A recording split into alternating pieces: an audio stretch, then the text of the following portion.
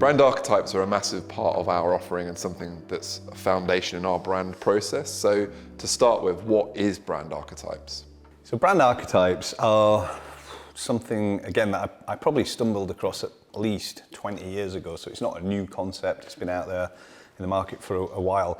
It's probably worth talking about what an archetype is before we can really understand what a brand archetype is. So this idea of archetypal characters in storytelling goes back a long way, and it comes back from some research that Carl Jung did. You know, Carl Jung identified 12, I think, standard sort of archetypal characters that form the basis of pretty much all storytelling throughout history. And then there was a guy called Joseph Campbell, who was a social scientist that spent his entire career sort of studying this kind of storytelling around the world, and again sort of confirmed these kind of Jungian archetypes, if you like. So there's characters that we recognize would be the caregiver, the hero, the wise man, all of these sort of things, and they turn up all over the world in different guises.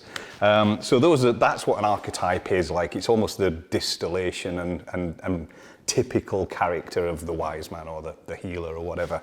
So that's an archetype.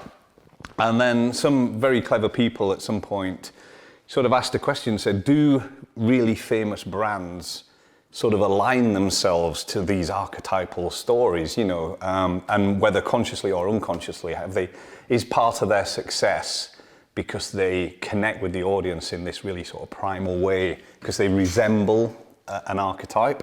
So that was, again, a piece of work that was done, and there was a book published off the back of that, which was this idea of brand archetypes as a strategy. And there's some really obvious examples in the book. So someone like Harley Davidson would be an outlaw brand. And then you'd have people like Volvo, which would be all about safety. That would be a caregiver brand. So it seemed that there was some correlation between, some of these enormously successful brands and the fact that they dropped their identity right on top of this really easily understood kind of archetypal character. So the idea of doing this as a process for our clients is that you can actually do that deliberately. You can go into a brand, you can dig and dig and dig and find out, what does this brand believe in? What drives its motivation? Why is it here? What is it right at its core? And that takes some doing anyway. There's a big process to do that. But if you can get to that core, you can then sort of plot it on a wheel, if you like, of archetypes and say, it feels like a caregiver, or it feels like a hero, it feels like this. And there's a whole process, again, to sort of help narrow that down and land it in the right place. And what we found is if we manage to achieve that for a brand, we call it sort of the North Star for the brand. So it's just this super clear pointer, like so instantaneously understandable by everybody, that if you go, we're a hero brand, then there are certain behaviors and certain communication styles and things that a hero would do that an outlaw wouldn't do. So, it just gives you that super simple way of doing brand management, I guess, at a very fundamental level. So we love it. We as you know, we did it for ourselves, as we always do. We always take our own medicine, and and we looked at all kinds of different things that woven could be. It could be about data, it could be about insights, it could be about creativity, it could be about all these kind of things. But we've talked a lot today about relationships, and when we dug and dug and dug and dug and dug and realized what it was that we were most excited about, most committed to. All the services were things that we do, and that's where some of the, it's where the value is. But the thing that really excited us was building some of those 5, 6, 7, 8, 9, 10-year relationships that we talk about. So we decided that our archetype would be the lover archetype, which is all about, it's kind of in some sense about seduction, which again fits into that high net worth, super luxury kind of space really nicely. Lots of luxury brands are in that kind of space. So it worked for us really well. So we settled on the lover as our archetype, and it just ties all of that relationship building stuff and the sort of beautiful creative and the way that we present ourselves is really anchored in the idea of a lover archetype. So yeah, they often say that brand is the sum total of all the parts and all the interactions, and consistency is key. And I think what we find when we're talking to customers and prospects, and from our own experience, frankly, that often the brand experience we have as consumers and customers is very inconsistent, right? And so therefore, as you sort of said earlier, Mark, in terms of brand archetypes being the North Star or the anchor, it really takes the stakeholders in the business back and really to discuss and pull apart and put back together, like what is our brand beyond even the purpose? Like what's the innate personality? What's the beating heart of this brand actually? Yeah. And I think that's super useful as a jump off point strategically and creatively, and actually ultimately to drive that consistency that's really needed for brand and brand experience. And it can be a really, really big differentiator for a brand in a marketplace as well, because if you're and we've got examples of this from our client base, but if you're a brand that operates in, say, healthcare, there's going to be lots of brands in there that look like healers or carers and this kind of stuff, and they've all got the same colours and they all do the same sort of thing.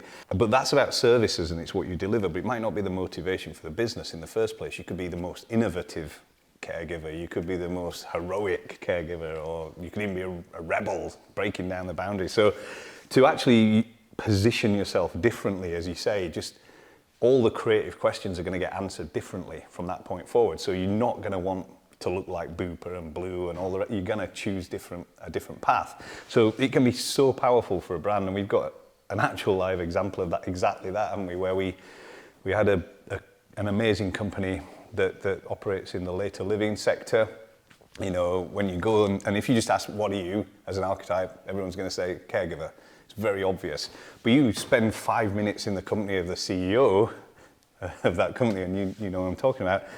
And Eugene's just this unbelievable force of nature, and he's just, the man's on a mission.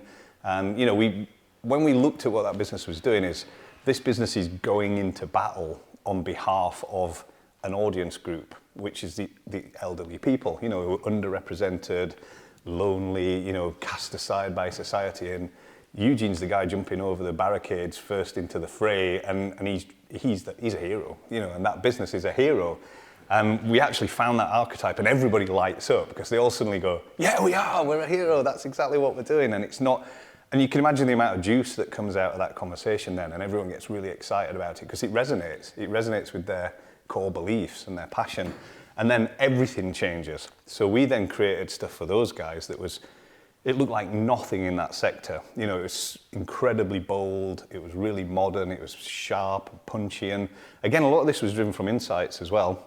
We went and talked to a lot of older people, and they were saying things like, hey, stop talking to us like we're idiots, stop patronizing us, stop placating us, we know exactly what our situation is, we know what our challenges are, be honest with us, And so again, we were able to feed all of that kind of honesty and sort of even a bit of humor about some of these situations into some of the work there. And it was also about authenticity and integrity there, wasn't it? And again, that comes from being the hero and driving through and pioneering something to fundamentally change and shift the world and attitudes. There was a spin-off campaign, Stop Ageism, to do exactly that. And it was real people, real stories, even though they have the investment to put a lot of money into marketing and advertising. Actually, it comes back to being content-led and inbound and real people's stories.